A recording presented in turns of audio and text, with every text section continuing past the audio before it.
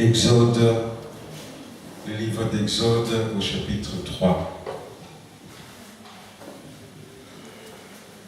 Aujourd'hui, nous allons parler de l'Église de Dieu.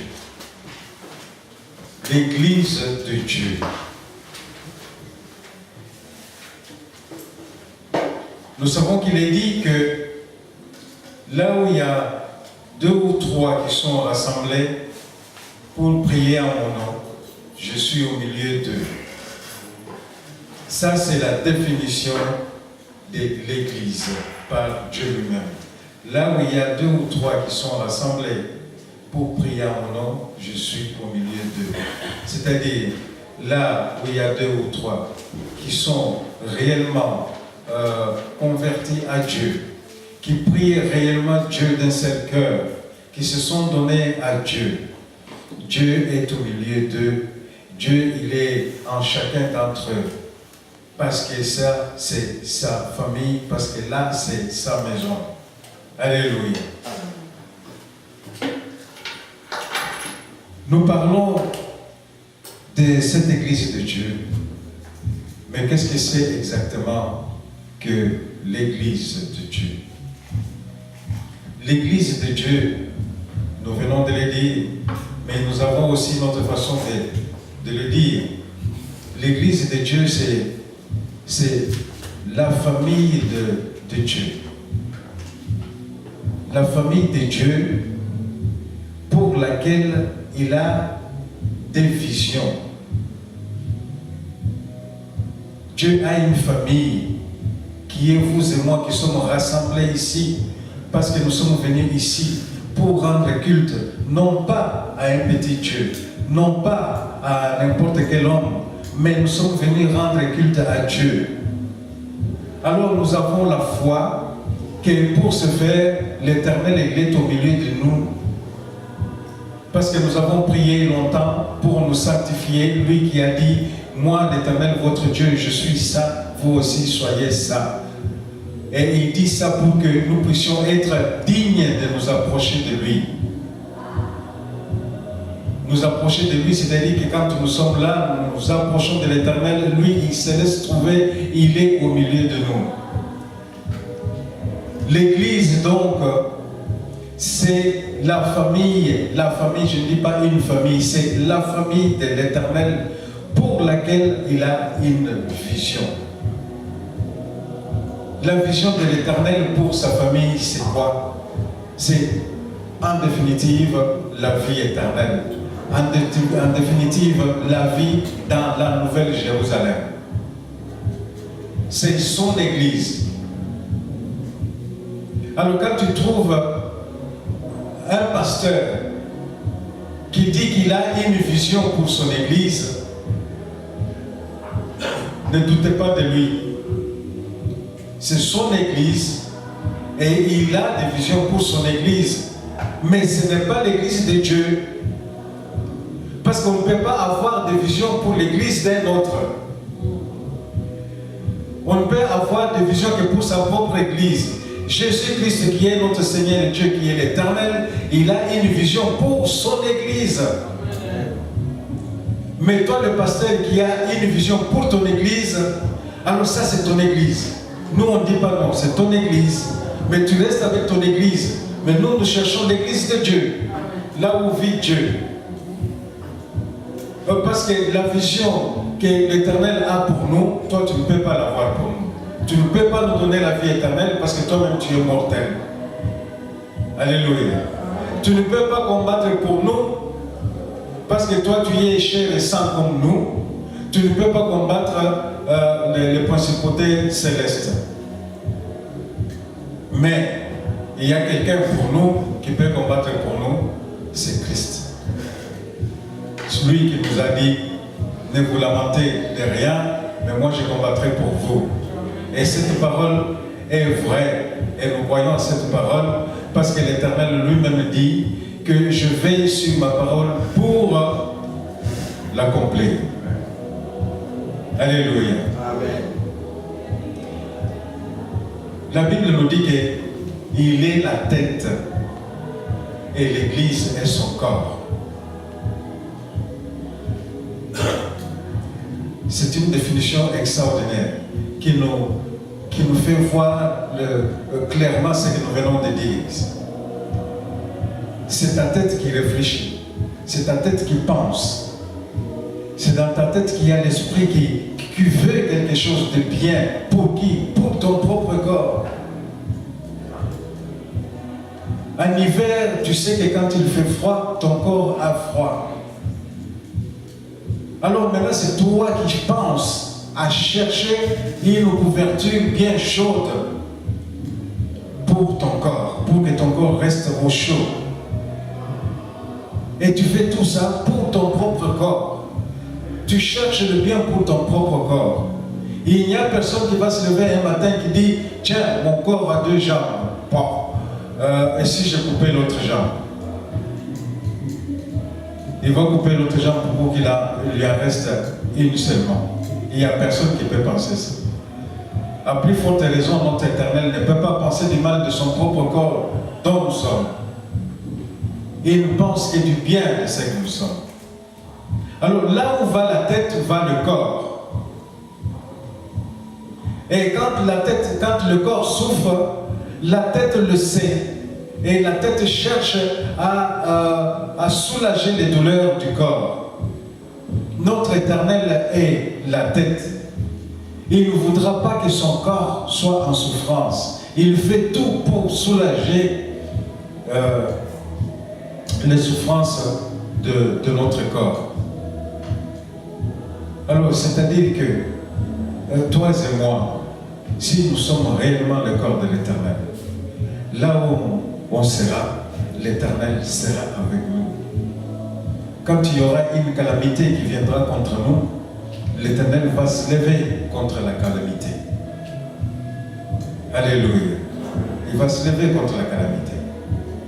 Et là, il y en a d'autres qui en ont douté. C'est pour ça que nous lisons ce passage ici.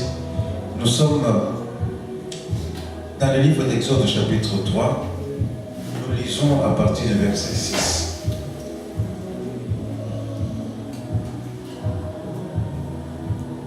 À partir du verset 6, nous lisons. Et il ajouta, donc l'Éternel ajouta, il est en train de parler à Moïse.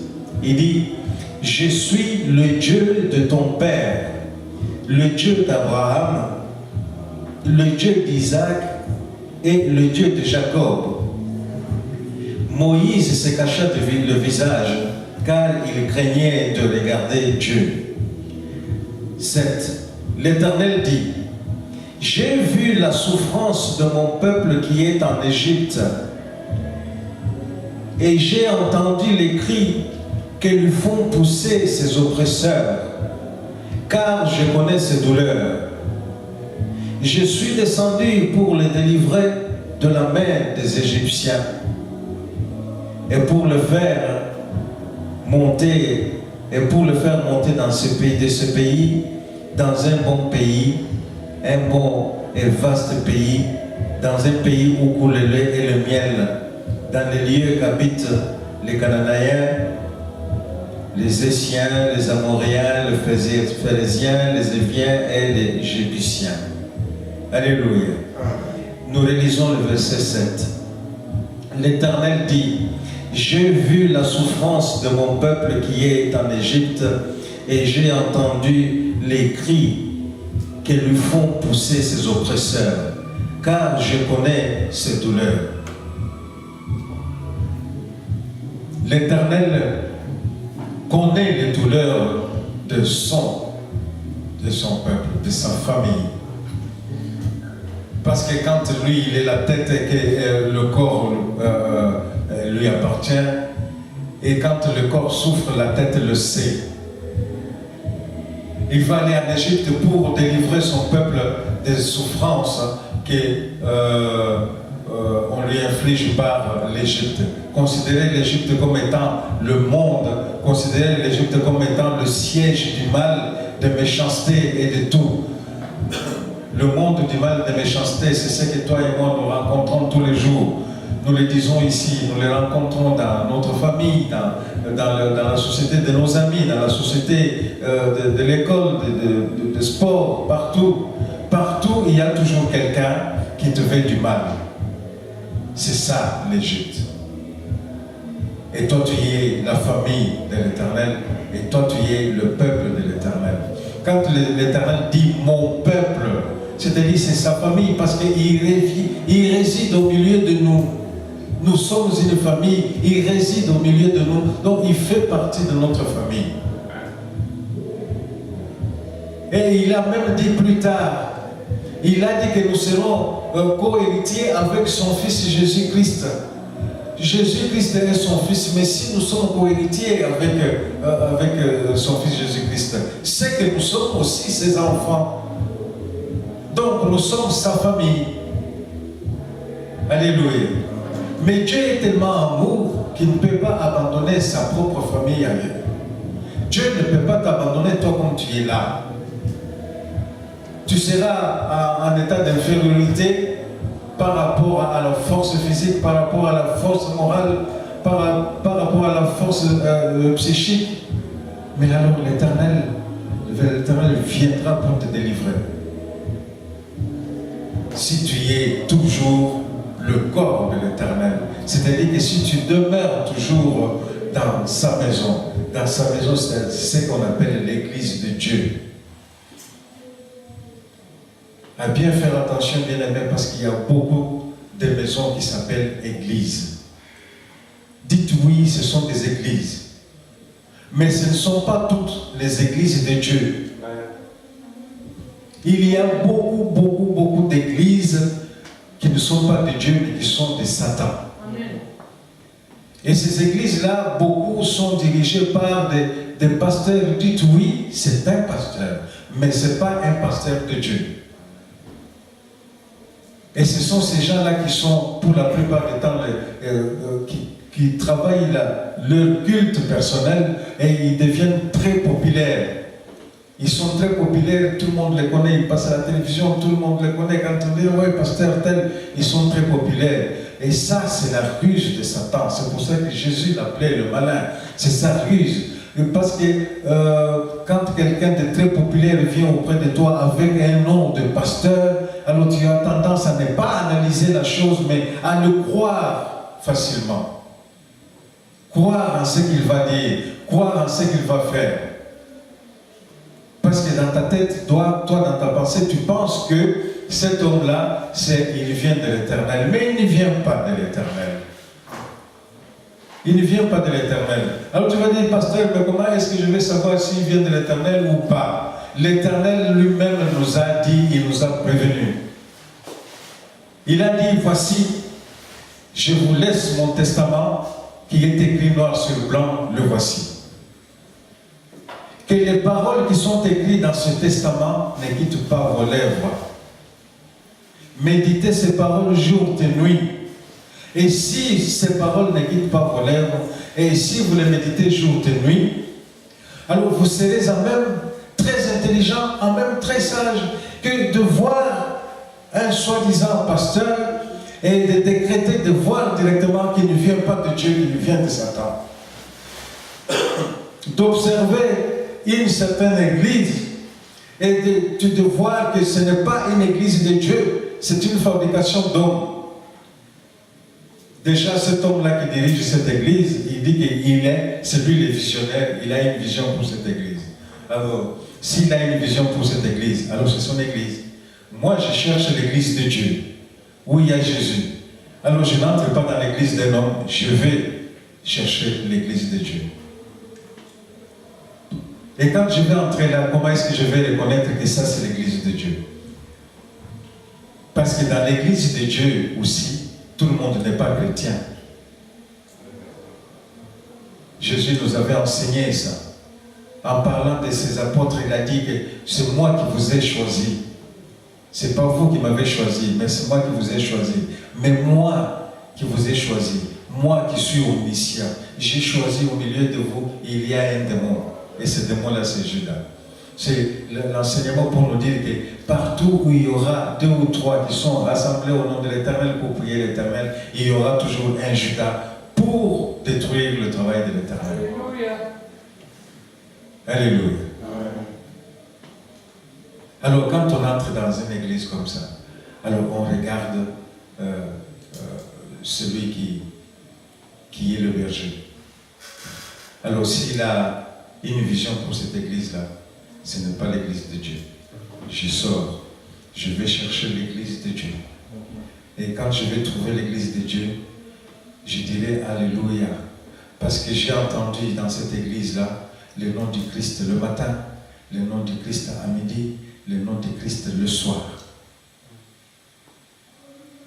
J'ai entendu dans cette église-là, on dit que tous nous sommes serviteurs de l'Éternel. Tous nous sommes serviteurs de l'Éternel. En commençant par la maman qui balaye jusqu'à celui qui prêche. Tous sont serviteurs de l'Éternel. Alors je dirais Amen, j'ai trouvé l'église de Dieu. Alléluia.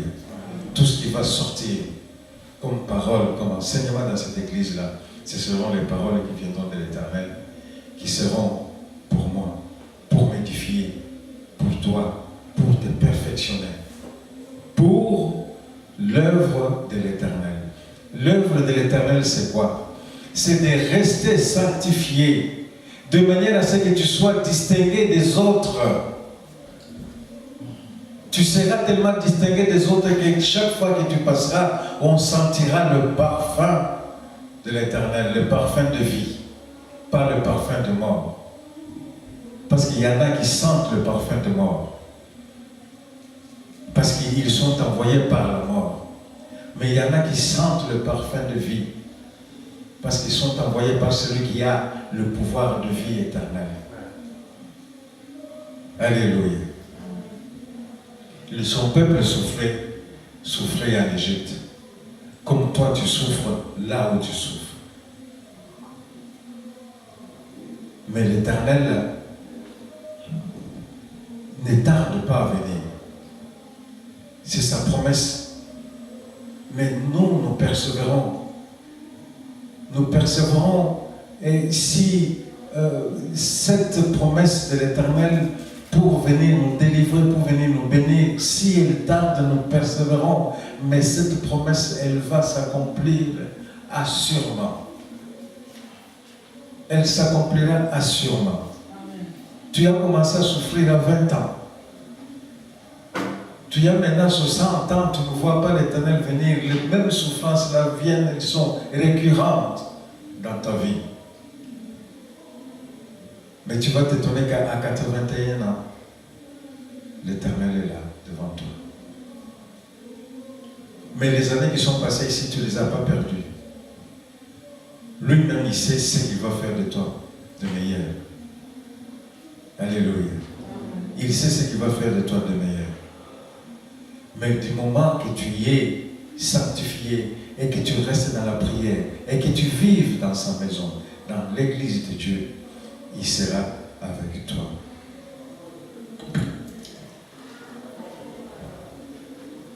Nous sommes dans le livre d'Exode ici, nous allons au chapitre 6.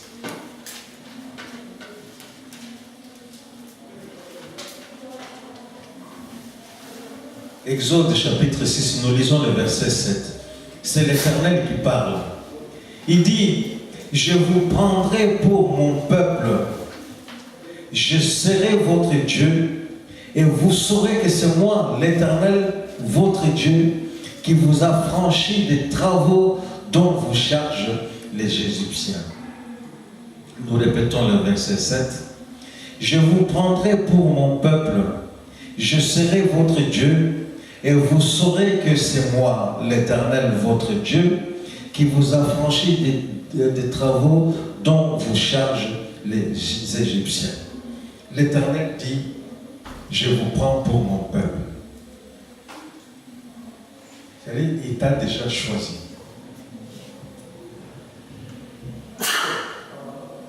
Il t'a déjà choisi. Parce que le jour où il est venu, lui, il était brillant comme l'étoile du matin. Il éclairait de partout. Alors, il venait vers les ténèbres.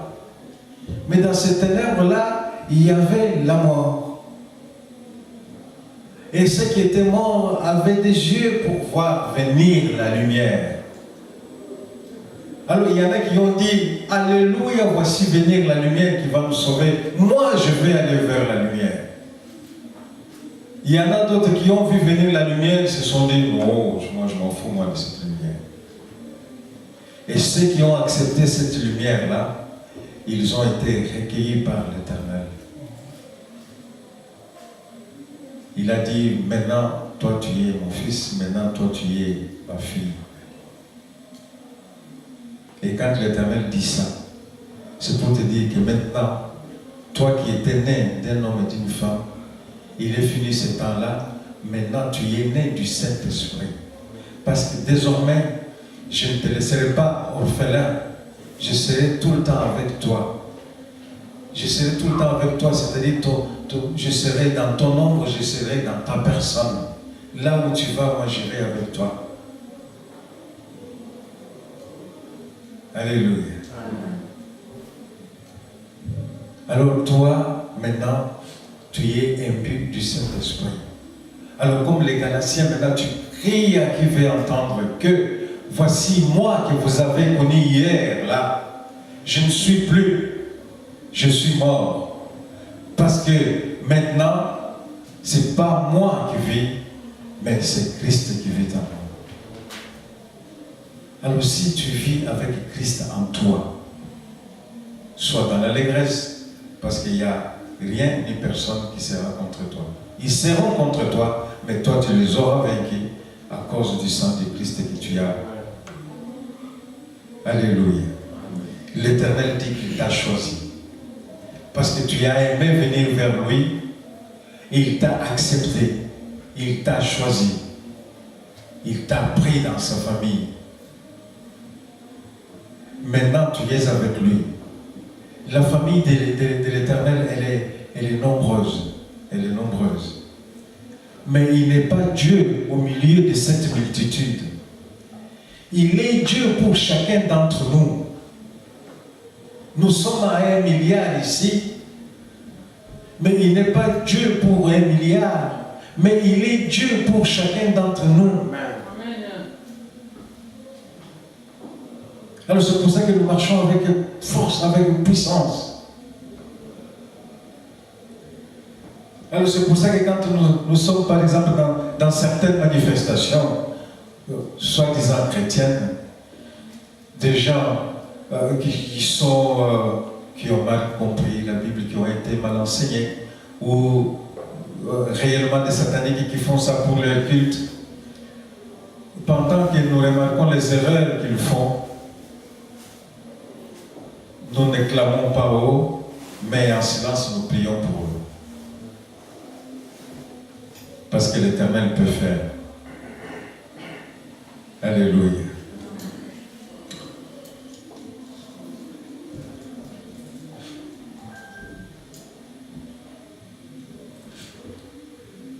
Nous allons dans le livre d'Exode au chapitre 33.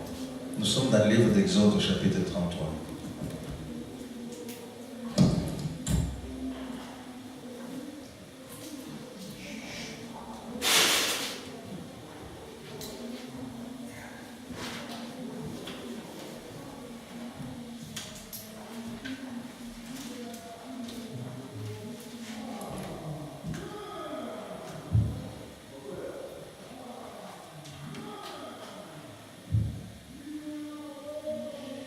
Ici, nous sommes au moment où le peuple que l'Éternel avait choisi pour son peuple, pour sa famille, et voici que ce même peuple-là se rebelle contre l'Éternel.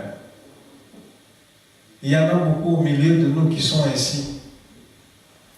Après avoir connu la grâce de l'Éternel, ils se rebellent contre l'Éternel.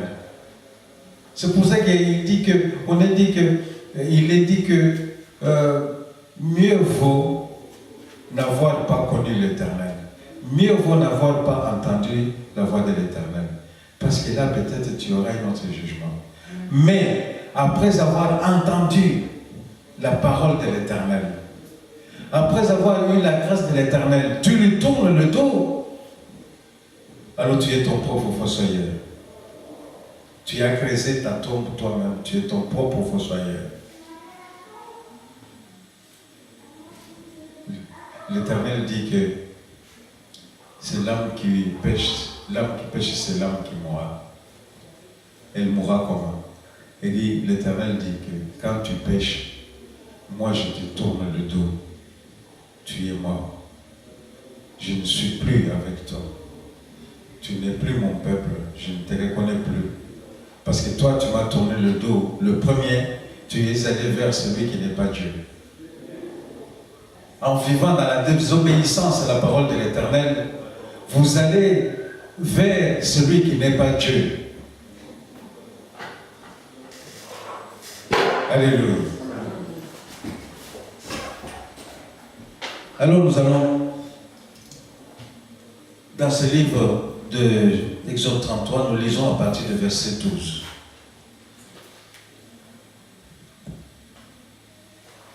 Moïse dit à l'Éternel, voici, tu me dis, fais monter ce peuple et tu ne me fais pas connaître qui tu enverras avec moi. Cependant, tu as dit, je te connais par ton nom et tu as trouvé grâce à mes yeux.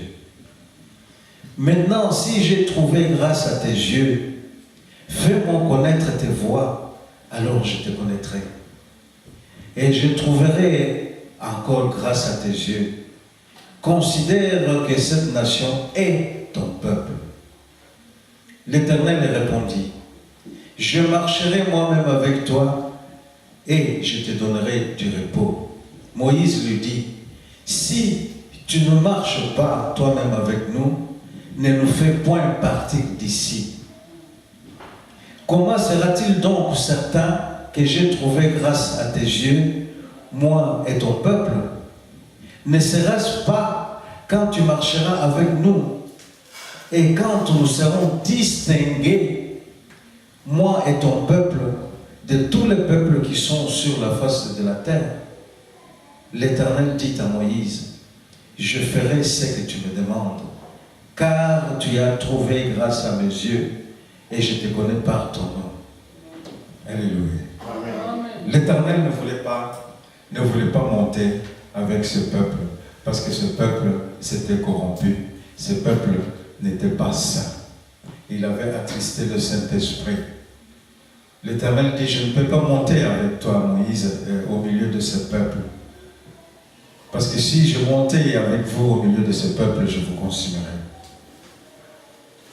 Je vous consumerai, ça veut dire que l'âme qui a péché, c'est l'âme qui mourra. Parce que l'Éternel est saint, tu ne peux pas être à côté de l'Éternel si tu n'es pas saint. L'Éternel dit, dans le Lévitique, il dit, moi l'Éternel, votre Dieu, je suis saint. Et vous, soyez aussi saints. Il dit ça pour que nous puissions avoir la possibilité de nous approcher de lui. En nous approchant de lui, les bras de l'Éternel sont toujours ouverts et il nous accueille dans ses bras. Comme le père qui avait accueilli son fils prodigue. Le fils prodigue avait tourné le dos au père. Ce n'est pas le père qui avait tourné le dos au fils. Le fils est parti là où il n'y avait pas son père. Et il a connu là-bas des souffrances qu'il n'aurait pas connues dans son... qu'il ne pouvait pas connaître dans la maison de son père. Alors il a su que maintenant c'est seulement chez son père qu'il peut bien vivre. Et il revient vers son père. Au lieu de trouver son père fâché, il trouve son père les bras ouverts pour l'accueillir. Et il a fait une fête extraordinaire. Alléluia.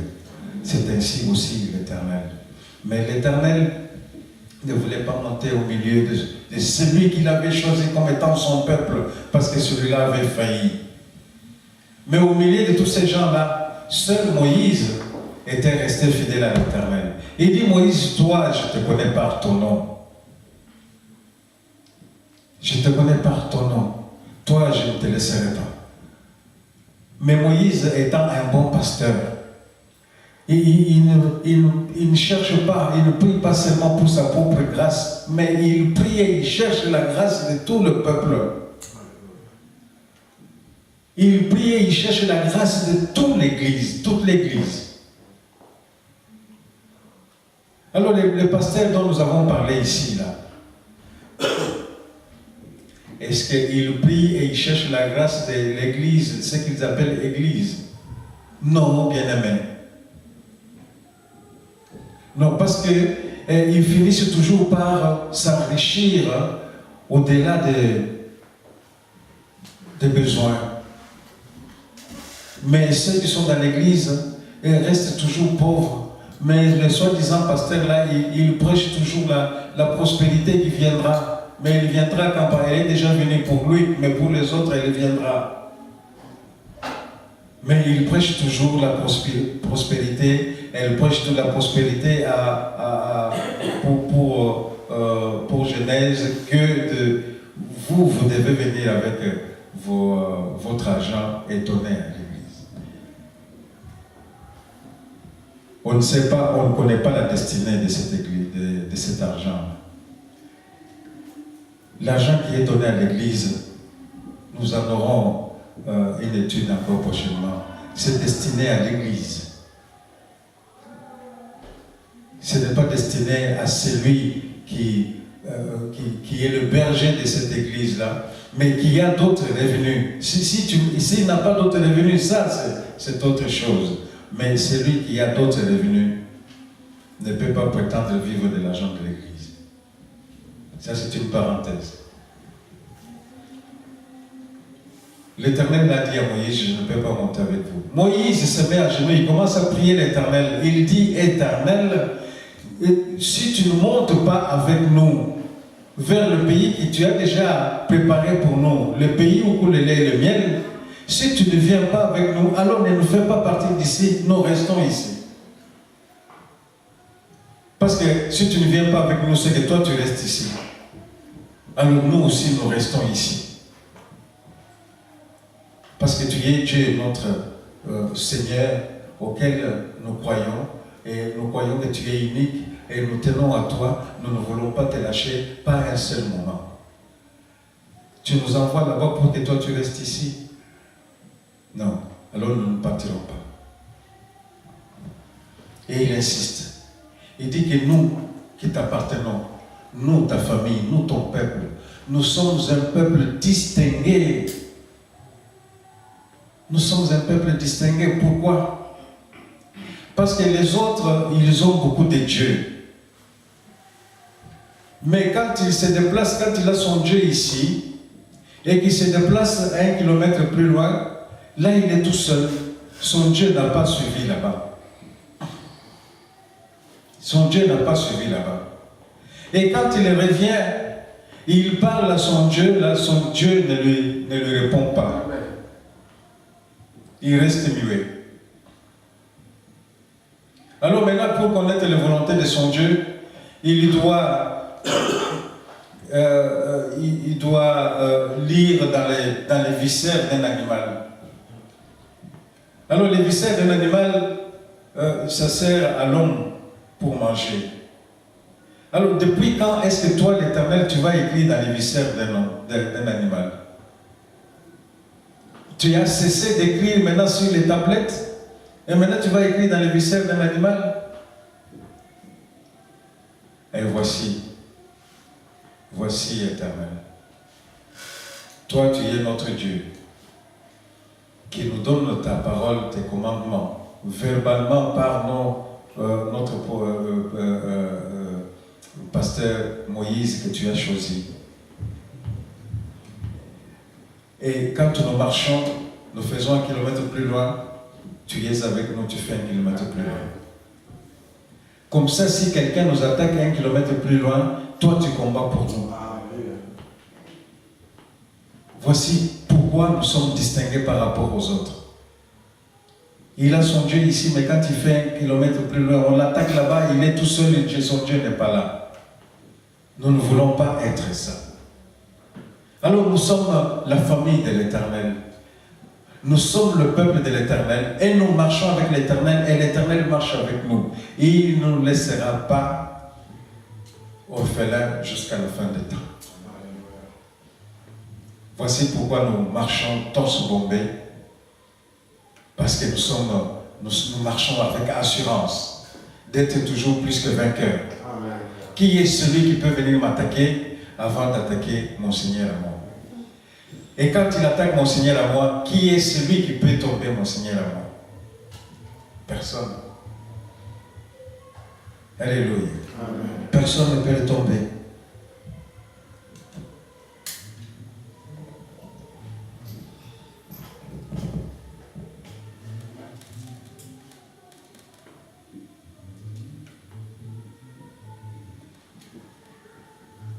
Alors, il a dit, comme les temps sont devenus difficiles, il faut finalement maintenant que je rachète mon peuple. Il faut que je rachète mon peuple pour que mon peuple soit sauvé. Pourquoi? Parce que moi, l'Éternel, je ne veux pas de la mort dont il meurt, mais je veux que tous soient sauvés. Alors mon peuple a été pris captif à cause des séductions du malin. Mais mon peuple est tellement précieux qu'il n'y a pas un prix quelconque pour aller racheter mon peuple. Parce que mon peuple est vraiment précieux. C'est comme si tu avais une petite deux chevaux ou un vélo. Que quelqu'un te le prend et te le rachète. Mais un jour, tu en as besoin. Si tu vas pour racheter ces deux chevaux-là, ça va te coûter peut-être 2 fois le prix que tu l'avais vendu. Mais si c'est une Mercedes, ça va coûter tellement cher que tu vas te récuser à vouloir le reprendre, tellement que ça coûte cher, parce que c'est une machine très, très sophistiquée. Mais le peuple de Dieu est tel qu'il est, qui s'est avili lui-même. Il a été créé un peuple supérieur même aux anges. Alors il s'est avili, il a écouté les séductions du malin. Il est allé dans l'autre camp, mais dans l'autre camp, il n'avait pas la paix là-bas, il a été lié à la mort. Lié à la malédiction et lié à la mort. Mais Dieu qui est resté de l'autre côté, il est Dieu de pitié, il est Dieu d'amour. Et ça ne s'estompe pas chez lui parce qu'il est réellement fait d'amour et de pitié. Alors il regarde son peuple, il dit que je ne peux pas laisser mon peuple mourir comme ça, il faut que j'aille racheter mon peuple. Alors il est venu pour racheter son peuple. Il est venu comme était venu l'étoile brillante du matin, comme était venue la lumière céleste qui éclaire tout le monde. Pour que quiconque voit cette lumière-là, accueille cette lumière-là et soit sauvé, et qu'il soit né de nouveau. Il est venu ainsi, mais là il est venu maintenant sous forme du Fils de l'homme. Mais nous avions été déjà prévenus. L'Éternel nous a dit que voici, j'enverrai mon Fils que j'aime beaucoup, parce que je vous aime beaucoup. Et je vais donner mon Fils. C'est mon Fils unique, mais je vais le donner. Pourquoi je vais le donner? Je vais le donner pour que quiconque croit en lui soit sauvé. Si vous aviez vécu dans les ténèbres, c'est-à-dire que vous avez vécu et dans la mort et dans l'ignorance. Alors lui, il vient pour vous enseigner la vérité. Et quand vous connaîtrez cette vérité-là, celui qui croira en cette vérité-là, il sera sauvé. Mais celui qui ne croira pas en cette vérité-là, celui-là mourra. Mais le Fils de l'homme est venu. Nous avons été nombreux à l'accueillir parce que nous avons entendu ses enseignements, parce que nous avons aimé ses enseignements, parce que ces enseignements nous sont pénétrés dans tout notre corps. on sentait, vibrait la puissance de l'enseignement et la justesse de l'enseignement qu'il nous donnait. Le corps, l'esprit et l'âme vibraient parce que nous avons accepté ces enseignements. Mais nous ne sommes pas les seuls qui avaient des oreilles pour entendre. D'autres aussi parmi nos frères et sœurs avaient des oreilles pour entendre. Ils ont entendu, mais leur cœur était des pierres. Parce que les paroles de Christ sont rentrées dans leurs oreilles, ils sont tombés sur leur cœur, ils ont répondu, ils ont rebondi et ils sont ressortis, ils sont partis. Ils n'ont rien gardé de l'enseignement de Christ en eux. Alors ils sont demeurés dans le ténèbres. Alléluia. Et quiconque veut venir à l'Éternel, celui-là il sera sauvé. Et quiconque veut venir à l'Éternel, celui-là sera sauvé. Mais si tu ne veux pas venir à l'Éternel, ça ne fait rien. Mais l'Éternel, lui, qui est omniscient, et il connaissait déjà tout ça. C'est pour ça qu'il a préparé deux mondes. Le monde de vie éternelle, il y en a deux. Il y a le monde de vie éternelle où on vit éternellement dans la joie et dans les louanges dans la Nouvelle Jérusalem. Ça, c'est le nôtre, le tien et le mien. Nous qui avons accueilli cette lumière et qui l'avons mis dans notre cœur. On l'a mis dans notre cœur, on l'a planté dans notre cœur et l'a donné, l'a germé et l'a donné du fruit. Quand l'Éternel viendra pour manger, quand il aura faim, il trouvera du fruit bien sucré dans notre cœur. Mais les autres, ils ont le cœur de pierre. La parole a répondu sur le cœur et elle est ressortie. Ils n'ont rien gardé de l'Éternel. Alors l'Éternel a préparé un monde pour eux. Le monde de vie éternelle. Mais vie éternelle en souffrance. Vie éternelle en souffrance. Tandis que nous avons notre vie éternelle dans la joie. Tout le temps dans la joie. Cette vie éternelle dans la cité qui s'appelle la Nouvelle Jérusalem. Et là, nous vivrons avec notre Seigneur et Dieu comme gouverneur, comme Dieu. Et la Bible dit, là, nous verrons Dieu de nos yeux, comme ça. De nos propres yeux, nous verrons Dieu. Nous avons lu ici que Moïse se bouchait les yeux parce qu'il avait peur de voir l'Éternel, parce qu'il savait que s'il voit l'Éternel, il mourra. Mais là, maintenant, dans la Nouvelle Jérusalem, on n'aura pas besoin de nous boucher les yeux, parce qu'on sera à même de voir l'Éternel avec nos propres yeux. Alléluia. Amen. Alors, il est venu comme fils de l'homme pour choisir son peuple, choisir son église. Et il a choisi son église. À cette église-là, il a dit, voici, moi je m'en vais au Père pour vous préparer une place à chacun d'entre vous. Mais vous, restez ensemble unis dans la chambre haute, en prière et en louange.